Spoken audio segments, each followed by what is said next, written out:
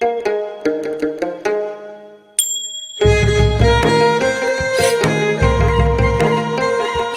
नेपालद्वारा तानसेन नगरपालिका पाल्पाको समन्वयमा तथा देववाणी संस्कृत तथा साधारण मावि, जनप्रिय मावि र लुम्बिनी मावि पाल्पाको सहकार्यमा उत्पादित यो कार्यक्रम ग्रिन तारा नेपाल, फेडो नेपाल र ऋण नेपालबाट संयुक्त रूपमा सञ्चालित स्ट्रोङ गर्ल्स प्रोजेक्टको एक अंश हो। यसमा करुणा जर्मनी तथा जर्मन सरकार BMZ को आर्थिक सहयोग रहेको छ।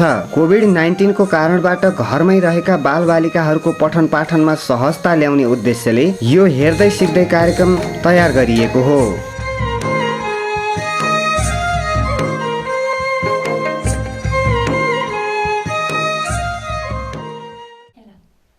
नमस्कार विद्यार्थी भाइ बहिनीहरू, आज म कक्षा 7 र 8 का विद्यार्थी भाइ बहिनीहरूलाई गणित विषय अन्तर्गत यो सर्कल अथवा वृत्त भन्ने पाठ लिएर उपस्थित भएको छु। आजको क्लासमा हामी वृत्तको विभिन्न भागहरूको बारेमा छलफल गर्नेछौँ। त्यसै गरी वृत्तको परिधि र वृत्तको चाहिँ नि व्यास बीचको सम्बन्ध हामीले स्थापित गर्नेछौँ र त्यस्तै गरी अब वृत्तको क्षेत्रफल हामीले प्रयोगात्मक ढङ्गले पत्ता लगाउनेछौँ र यिनी क्रियाकलापहरू गर्नका लागि तपाईँ पनि अवश्य तयार हुनुहुन्छ भन्ने आशा गर्दछु। आजको कक्षा चाहिँ नि कक्षा 7 र 8 का विद्यार्थी भाइ बहिनीहरू दुवैका लागि मिल्ने ढङ्गले म अगाडि गइरहेको छु। विषय रहेको छ गणित र आजको यो पाठ अथवा एकाइ रहेको छ वृत्त, यसलाई हामीले सर्कल भन्छौँ विद्यार्थी भाइहरू। सर्वप्रथम के होला विद्यार्थी भाइहरू, वृत्त भनेको के होला? तपाईँले एउटा उदाहरण, कुनै एउटा निश्चित बिन्दुबाट बराबर दूरीमा पर्ने बिन्दुहरूको लोकसलाई सर्किल भनिएको छ। त्यो भनेको के होला विद्यार्थी भाइ बहिनीहरू? तपाईँले अत्यन्तै ध्यानपूर्वक यहाँ हेर्नुभयो भने वृत्तको धारणा त्यहाँबाट तपाईँले प्राप्त गर्न सक्नुहुनेछ। कुनै एउटा निश्चित बिन्दुबाट भनेको छ र मेरो हातमा एउटा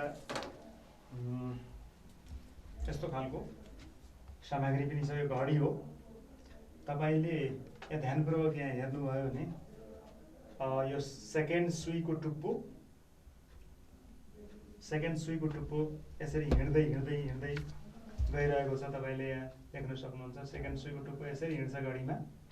यसरी हिँड्दै जाँदाखेरि यहाँ रहेको टुप्पो यी विभिन्न बिन्दुहरू हुँदै यो हिँडिरहेको छ, आफ्नो बाटोमा हिँडिरहेको छ। यो यसरी हिँड्दै जाने क्रममा यसले एउटा निश्चित बिन्दुबाट यसले बराबर दूरी पार गर्दै गइरहेको छ, देखिरहनु भएको छ। त्यो निश्चित बिन्दु भनेको तपाईँले यहाँ देखिरहनु भएको छ कि छैन हेर्नुहोस् त। बराबर दूरीमा जाने यो हिँडिरहेछ सधैँभरि, यो सेकेन्ड सुई बराबर दूरीमा हिँडिरहेको तपाईँ देख्न सक्नुहुन्छ। त्यसो भए यो घडीको टुप्पोले तपाईँ यो निश्चित बिन्दु भनेको यो बिन्दुबाट सधैँ बराबर दूरीमा हिँडेर एउटा बाटो बनाएको छ, वरिपरि एउटा बाटो बनाएको छ। यो बाटो नै वास्तवमा के हो त भन्दा सर्कल हो। त्यसैले तपाईँले मेरो हातमा एउटा सर्कलको नमुना देख्नुभएको छ। यसरी हेर्दाखेरि तपाईँले कम्पासको यो घडीको ठाउँ अनि यो मार्करको टुप्पो यहाँ हेर्नुभयो भने यसरी एउटा निश्चित हैन दूरी पार गरेर बराबर दूरी पार गरेर यसले एउटा बाटो बनाएको छ विद्यार्थी भाइ बहिनीहरू। यस्तो खालको बाटो बनाएको छ हैन। यो बिन्दु यो चल बिन्दु हो, यो वरिपरि यसरी घुमेको तपाईँले अघि देख्नुभयो हैन है। यो बिन्दु P थियो भने यो विभिन्न ठाउँमा घुम्दै यो चाहिँ हिँडेको थियो, तर तपाईँले यहाँ देख्नुभयो हेर्नुहोस् है, बराबर दूरीमा यो रहेर विभिन्न ठाउँमा यो पुगेको छ। यो सबै दूरी चाहिँ नि विद्यार्थी भाइहरू बराबर छ। यो निश्चित बिन्दु भनिएको छ, यो निश्चित बिन्दु हो। यो निश्चित बिन्दुलाई हामीले यहाँ केन्द्र बिन्दु भनेर भन्ने गर्छौँ विद्यार्थी भाइहरू। बाट बराबर दूरी भनेको चाहिँ यो दूरी छ, सबै दूरीहरू बराबर हुने गरी यो हिँड्छ, बराबर दूरी हुने गरी यो हिँड्छ। त्यसो भए यो दूरीलाई हामीले, यो बराबर दूरीलाई हामीले अर्धव्यास भनेर भन्छौँ, अर्धव्यास अथवा रेडियस भनेर हामीले यसलाई भन्छौँ विद्यार्थी भाइहरू, रेडियस। यसलाई केन्द्रबिन्दुलाई हामीले सेन्टर भनेर भन्छौँ। यसरी तपाईँले हेर्दाखेरि विभिन्न प्रकारका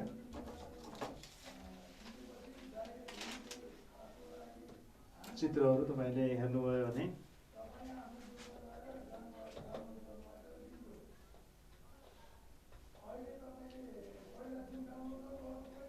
हेर्नुहोस् यहाँ।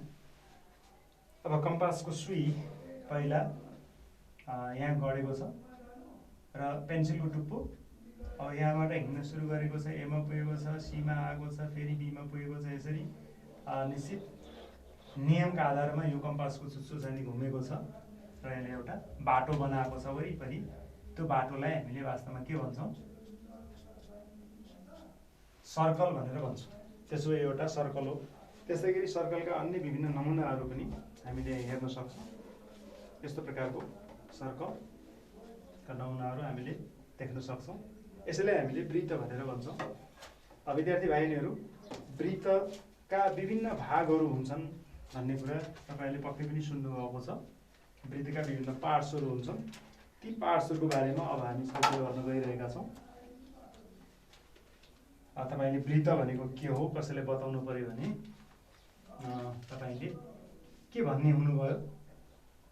पक्कै पनि तपाईँले एउटा धारणा वृत्तको बारेमा बनाएर बस्नुभएको छ। अब कुनै एउटा निश्चित बिन्दुबाट बराबर दूरीमा पर्ने बिन्दुहरूको लोकस भनेको यो हिँडेको बाटोलाई लोकस भनेको छ, लाई नै हामीले सर्कल भन्छौँ। यसले भनेको छ। विद्यार्थी भाइहरू, यो चित्रमा पनि तपाईँले एउटा वृत्त देख्नुभयो। यो वृत्तको है यो बिचमा रहेको बिन्दु यो एउटा निश्चित बिन्दु हो, जसलाई हामीले केन्द्रबिन्दु भनेर भन्छौँ भने, र यो केन्द्रबिन्दुबाट बराबर दूरीमा रहने गरी चलिरहेको छ यो बिन्दु, हैन? वरिपरि बराबर दूरीमा रहने गरी चलेको छ र एउटा यस्तो लोकस बनेको थियो, त्यसलाई नै हामीले सर्कल भनेर भन्यौँ। विद्यार्थी भाइहरू, यहाँ देख्नु भएको छ सर्कलका अथवा वृत्तका पार्ट्सहरू के हुन्छन् भनेर यसले भनेको छ। यहाँ तपाईँले पढिरहनु भएको छ centre, radius, circumference, chord, diameter, sector, semicircle आदि आदिका बारेमा अब हामी एउटा धारणा लिन गइरहेका छौँ। चित्रको माध्यमबाट हामी एउटा धारणा लिन गइरहेका छौँ। विद्यार्थी भाइहरू, तपाईँले पक्कै पनि ध्यानपूर्वक छलफलमा भाग लिइरहनु भएको छ। यहाँ एकैछिन तपाईँले यो चित्रलाई राम्ररी फेरि अवलोकन गरेर हेर्नुहोस्। यहाँ विभिन्न प्रकारका भागहरू देखाइएको छ विद्यार्थी भाइबहिनीहरू। अब यहाँ पहिलो भाग भनेको यहाँ सेन्टर भनिएको छ। सेन्टर अघि भर्खर हामीले निश्चित बिन्दु भनेको थियौँ, यो पक्कै पनि यो सेन्टर हो। तपाईँले यहाँ ओ केन्द्र बिन्दु हो, जसलाई हामीले सेन्टर भन्छौँ विद्यार्थी भाइबहिनीहरू। त्यस्तै गरी अब हामीले अर्को रेडियस भनेको छ। अब यहाँ रेडियस के होला? अघि पनि हामीले त्यहाँ छलफल गऱ्यौँ। यो बराबर दूरीलाई वास्तवमा हामीले रेडियस भनेर भन्छौँ विद्यार्थी भाइबहिनीहरू। यो बराबर दूरीलाई हामीले रेडियस भनेर भन्छौँ। यहाँ पनि देखिएको छ रेडियस। यहाँ ओए बराबर ओबी बराबर ओसी छ। यसलाई हामीले अर्धव्यास अथवा व्यासार्ध अथवा रेडियस भनेर भन्ने गर्छौँ। त्यस्तै गरी अब तपाईँले यहाँ सर्कम्फरेन्स भनेर मैले अर्को यहाँ सर्किलको नमुना यहाँ कोर्न लगाइरहेको छु विद्यार्थी भाइबहिनीहरू। तपाईँले पनि यस्तै खालको क्रियाकलाप गरेर हेर्नुहोस्। अब यहाँ सर्कमफरेन्स भनेको छ, अहिले मैले यहाँ एउटा वृत्त बनाएको छु, सर्कल बनाएको छु, अनि यो सर्कल है यो वस्तु बराबरको अथवा यसको आधार बराबरको सर्कल छ। त्यसो भए सर्कमफरेन्स भनेको के रहेछ भन्दा तपाईँले यो जुन वरिपरिको यो बाटो देख्नुभयो, घुमाउरो बाटो, यो नै वास्तवमा यसको सर्कमफरेन्स हो।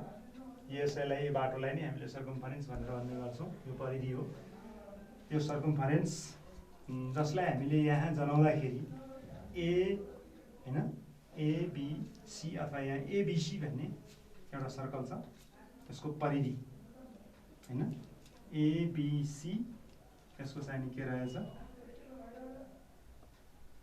एफइआरइएनसी अथवा यसलाई परिधि भनेर पनि भनिन्छ विद्यार्थी भाइहरू होइन। यो घुमाउरो बाटो, यसलाई हामीले परिधि भनेर भन्ने गर्छौँ। त्यस्तै गरी यहाँ अर्को आयो कड गरी जीवा, जीवा भनेको छ।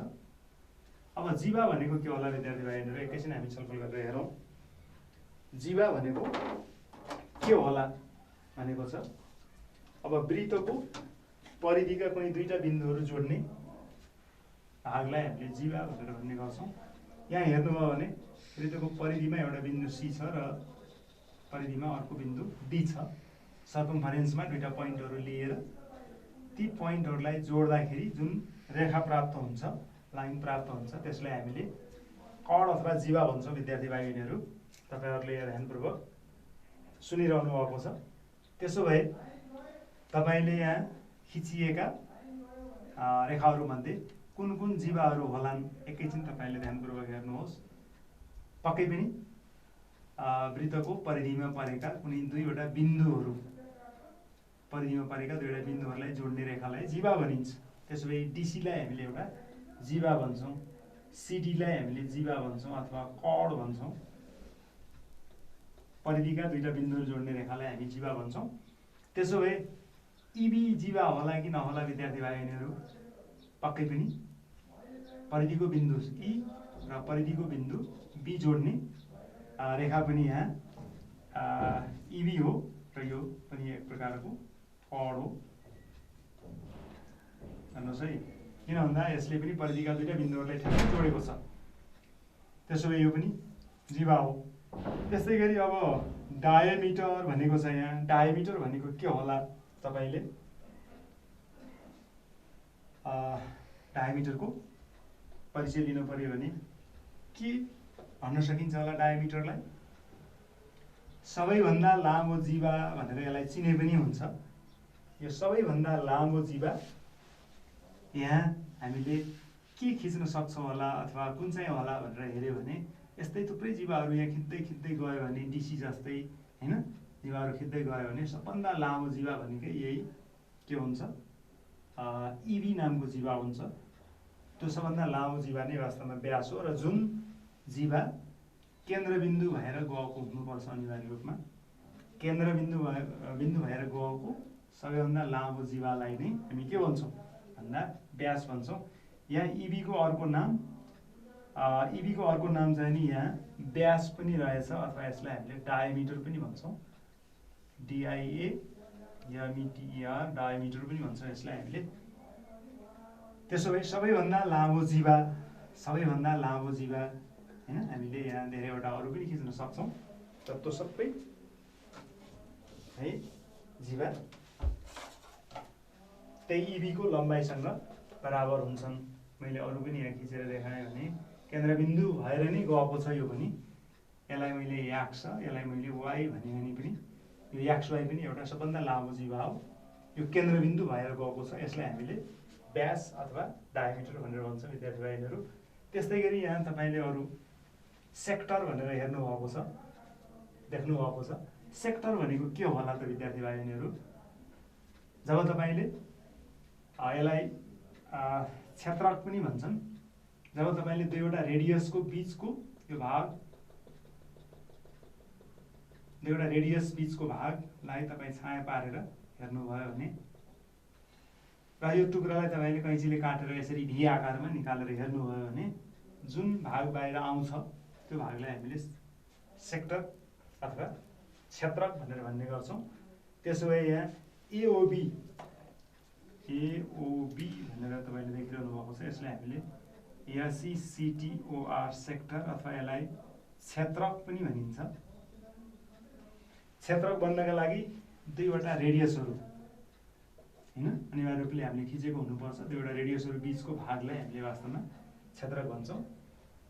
अब तपाईँले यहाँ हेर्नुभयो भने धेरैवटा क्षेत्रकहरू हामीले यहाँ खिचेका छौँ। यो चित्रमा तपाईँले धेरैवटा क्षेत्रकहरू यहाँ खिचेको देख्न सक्नुहुन्छ। थोप्ला लगाएको नलगाएको सम्पूर्ण भागहरू यो क्षेत्रको पक्कै पनि यी सबै भागलाई हामीले क्षेत्रक भन्न सक्छौँ। विद्यार्थी भाइ बहिनीहरू, अर्को रह्यो सेमी सर्कल भनेको छ। के होला सेमी सर्कल भनेको?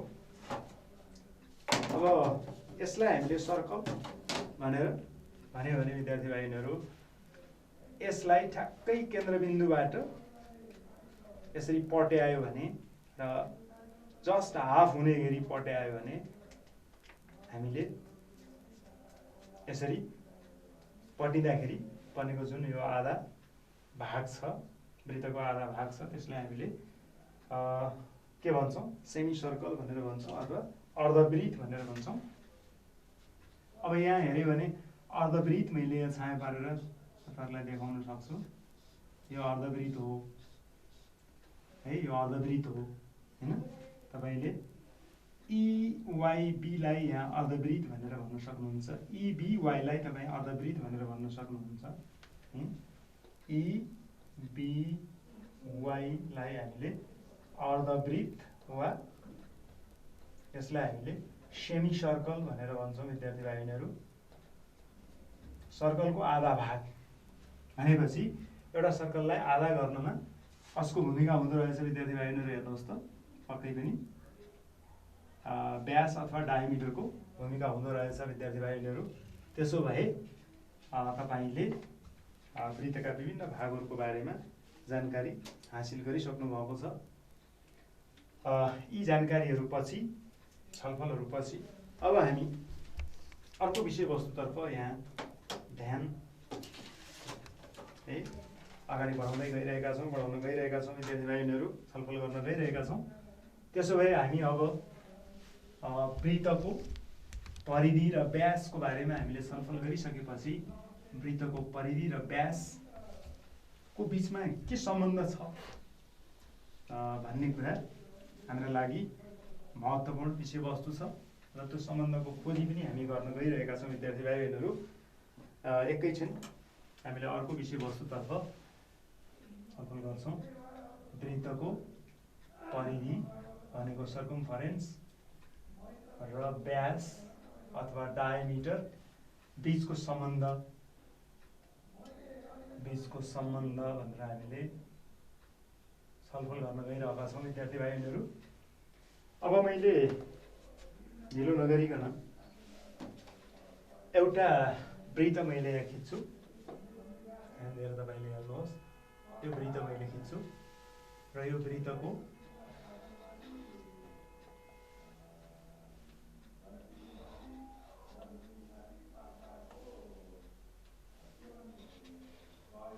है, यो वृत्तको तपाईँ अझै त्यसो भन्दा पनि मैले अर्को एउटा वृत्त पनि लिएर आएको छु। यो वृत्तको अर्धव्यास कति छ? 6 सेन्टिमिटर अर्धव्यास भएको वृत्त मैले यहाँ ल्याएको छु। यो पनि मैले वृत्त यहाँ खिचेँ।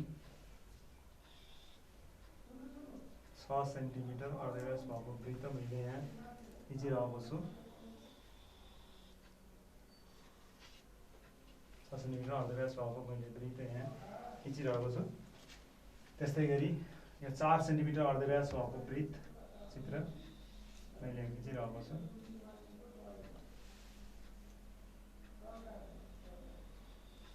हेर्नुहोस्, यसको अर्धव्यास 4 सेन्टिमिटर छ र यसको अर्धव्यास 6 सेन्टिमिटर भनेर मैले यहाँ चित्र खिचेको छु। विद्यार्थी भाइ बहिनीहरू, अब हामीले यो वृत्तको अर्धव्यास र व्यासको बिचमा सम्बन्ध के हुन्छ भन्दा अर्धव्यासको दोब्बर भागलाई हामीले अर्धव्यास R भनेको व्यासको आधा हो, व्यास अपन 2 हो। त्यसो भए व्यास भनेको के रहेछ त भन्दा व्यास डी बराबर 2 × r भन्ने जाने सूत्र हामीले सम्बन्ध हामीले थाहा पाउनुपर्ने हुन्छ सर्वप्रथम। अब मैले यस्ता खालका वृत्तहरूको अर्धव्यास नभएर व्यास भनेको जब हामीले अर्धव्यासलाई पुरै खिच्छौँ तब यसको यो व्यास हुन्छ। यो 4 सेन्टिमिटरको दोब्बर 8 सेन्टिमिटर 6 सेन्टिमिटरको दोब्बर हामीले यसलाई हामीले व्यास डी भन्छौँ। यसको व्यास डी बराबर 12 सेन्टिमिटर भयो भने यसको व्यास डी बराबर 4 × 8 सेन्टिमिटर हुने भयो विद्यार्थी भाइहरू। त्यसो भए यसको परिधि सी छ, यसको परिधि यो बाहिरको घेरा परिधि सी भन्छन्, परिधिलाई सी भन्छन्। त्यस्तै गरी यहाँ पनि परिधि सी छ है, त्यस्तै गरी यसको पनि यहाँ परिधि सी होला। यसको यो अर्धव्यास हो, यसलाई दोब्बर गऱ्यो भने यो के हुन्छ व्यास डी हुन्छ। यस्ता वृत्तहरूको विभिन्न वृत्तहरूको परिधि र यो व्यास बीचको सम्बन्ध के हुन्छ भन्ने कुरा हामीले छलफल गर्न गइरहेका छौँ विद्यार्थी भाइहरू। त्यसो हो भने हामी एकैछिन यो वृत्तको परिधि कति लामो छ भन्ने कुरा हामीले यहाँ पत्ता लगाउन खोजिरहेका छौँ विद्यार्थी भाइहरू। एकैछिन हेर्नुभयो भने यसको व्यास त 12 सेन्टिमिटर 8 सेन्टिमिटर छ भन्ने कुरा हामीले अघि गऱ्यौँ। यसको 8 सेन्टिमिटर छ, ल हेर्नुहोस् यसको व्यास 8 सेन्टिमिटर छ भनेर हामीले अघि नै यहाँ होइन यही मैले यहाँ खिचेको थिएँ। त्यसै गरी यसको 12 सेन्टिमिटर छ भन्ने कुरा मैले आफैले नापेर खिचेको थिएँ। 12 सेन्टिमिटर छ यसको व्यास, अर्धव्यास 6 सेन्टिमिटर भएपछि व्यास 12। त्यसो भए यसको परिधि कति हुन्छ विद्यार्थी भाइहरू म पत्ता लगाउन गइरहेको छु। त्यसो भए एकैछिन तपाईँले पनि यस्तै खालको वृत्त खिच्नुहोस्, यसमा अर्धव्यास खिच्नुहोस् र यो वृत्तको परिधि पत्ता लगाउनु पर्ने भयो। अब परिधि पत्ता लगाउनको लागि सर्वप्रथम तपाईँले यहाँ रहेको यो अर्धव्यासको होइन बिन्दु परिधिको बिन्दुलाई तपाईँले 0 मा राख्नुहोस्। अर्धव्यासको परिधिको बिन्दुलाई तपाईँले 0 मा राख्नुहोस्।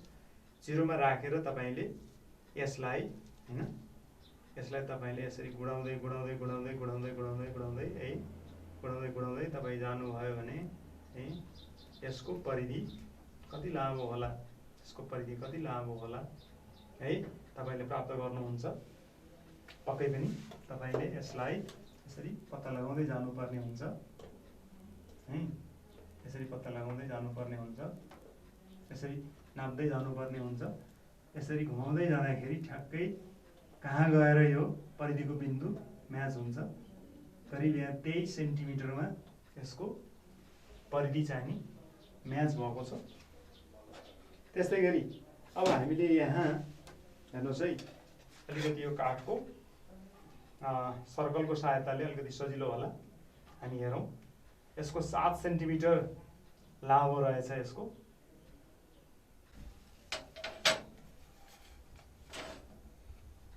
यो 0 बाट म यहाँ घुमाउन थालेँ। यसरी घुमाउँदै जाँदाखेरि यसको कति रहेछ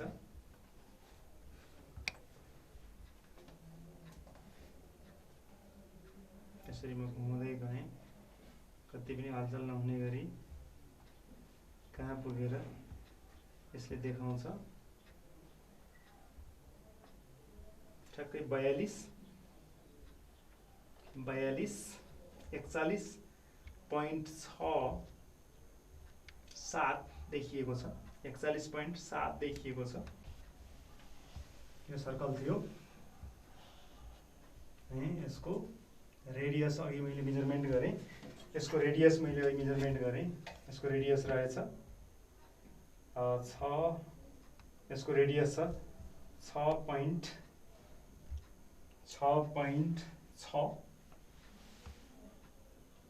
यसको रेडियस रहेछ 6.6 सेन्टिमिटर। त्यसो भए यसको डायमिटर डी इजिकल टु 6 दुना 12 को 2 हातमा 1, 6 दुना 12 1 13 को 3 हातमा 1, यसरी 13.2 भयो।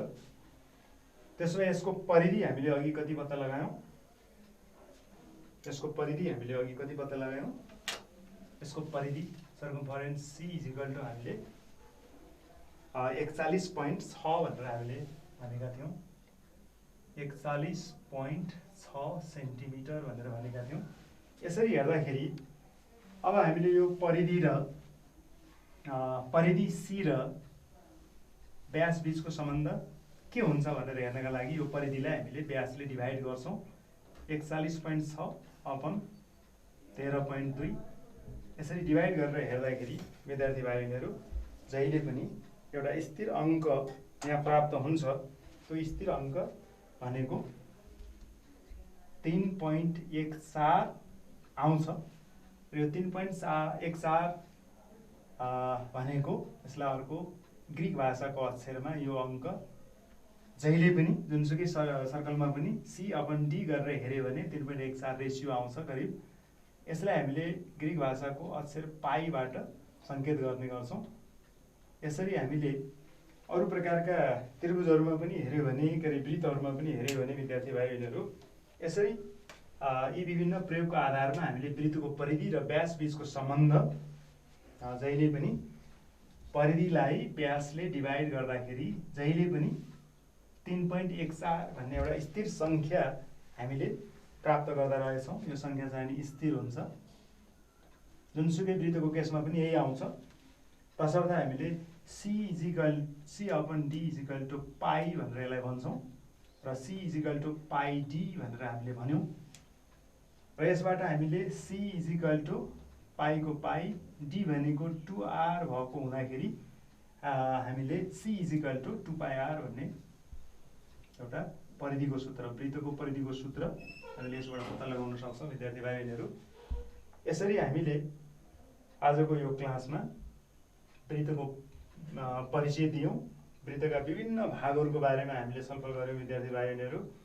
वृत्तका विभिन्न भागहरूको बारेमा हामीले धारणा लियौँ र अर्को हामीले के गर्यौँ, वृत्तको परिधि र व्यास बीचको सम्बन्ध के हुन्छ भन्ने कुरा हामीले थोरै प्रयोग गरेर हेर्न खोज्यौँ। तर अलिकति ठोस वस्तुको अभावमा हामीलाई अलिकति गाह्रो जस्तो लाग्यो होला। तर पनि तपाईँले यस्तै खालको ठोस वृत्त बनाएर यसको रेडियस नाप्ने, त्यसपछि रेडियसलाई 2 ले मल्टिप्लाई गर्ने, डायमिटर आउँछ। यो डायमिटर पत्ता लगाइसकेपछि हामीले अब यसको परिधि पत्ता लगाउनका लागि हामीले के कुरामा ध्यान दिन जरुरी छ विद्यार्थी भाइ बहिनीहरू, लगाउन सक्छौँ। यस्तो खालको लामो रस्सी लिएर यस्तो रस्सीको सहायताले पनि हामीले यसलाई पत्ता लगाउन सक्छौँ। तर यो रस्सी अलिकति छोटो भएको हिसाबले अलिकति गाह्रो भयो। अब यो यस्तो खालको वृत्तहरूमा हामीले यसरी हेर्न सक्छौँ। यसरी हामीले यसको परिधि कति छ भनेर पनि सजिलैसँग नाप्न सक्छौँ विद्यार्थी भाइ बहिनीहरू। त्यस्तो गाह्रो हुँदैन। तर यसको परिधि यति लामो छ भन्ने कुरा हामीले यहाँ हेऱ्यौँ। यति लामो छ यसको परिधिलाई हेर्नुहोस् नि ठ्याक्कै। हाम्रो कम्मर कति लामो छ भनेर नाप्न हामीले फिता प्रयोग गरे जस्तै गरी हामीले यहाँ हेर्न सक्छौँ। अब यसको अर्धव्यास कति छ भनेर हेर्न हामीले पर्ने हुन्छ, र ध्यान दिएर हेर्नु होला। यसरी हामीले परिधि मापन गर्न सक्छौँ यदि हामीले यो पुग्ने बराबरको रस्सी प्रयोग गऱ्यो भने सजिलैसँग यसै गरी परिधि नाप्न सक्छौँ। यसलाई लगेर हामीले स्केलमा नाप्न सक्छौँ विद्यार्थी भाइ बहिनीहरू कति लामो छ। त्यसपछि हामीले यसको परिधि निकालेर हेर्न सक्छौँ है। यसको परिधि 28 सेन्टिमिटर लामो रहेछ, यसरी नाप्न सक्छौँ हामी। यसरी आजको यो क्लासमा तपाईँहरूले वृत्तको परिधि र व्यास बीचको सम्बन्ध कसरी निकाल्ने भन्ने कुरा एउटा प्रयोग गरेर तपाईँले हेर्न पाउनु भएको छ विद्यार्थी भाइ बहिनीहरू। त्यसो भए तपाईँले एउटा सानो होमवर्क पनि गरेर हेर्नुहुन्छ। अब एउटा प्रश्न मैले तपाईँलाई दिन्छु। एउटा वृत्ताकार चौरको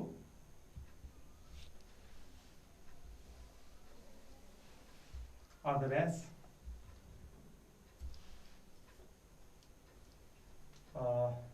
20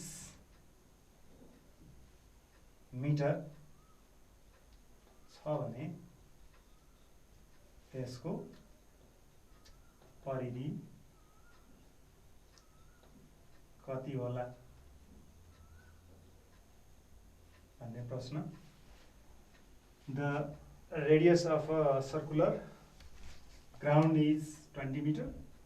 वाट इज द पेरिमिटर अथवा circumference of the that circular ground भनेर यहाँ सोधिएको छ। त्यसो भए तपाईँले यहाँ पाई भनेर 3.14 अथवा 22/7 पनि यसलाई लेख्न सक्नुहुन्छ विद्यार्थी भाइ बहिनीहरू, किनभने यो भनेको 22 लाई 7 ले भाग गर्दा आउने सङ्ख्या हो। यसरी हामी हाम्रो किताबमा भएका विभिन्न प्रकारका यस्ता प्रश्नहरू आउने क्लासहरूमा हामीले छलफल गर्नेछौँ विद्यार्थी भाइ बहिनीहरू। यति भन्दै तपाईँहरूको यो सानो सहजीकरणको क्लासबाट म आज बिदा लिन्छु। हस्त, धन्यवाद, नमस्कार।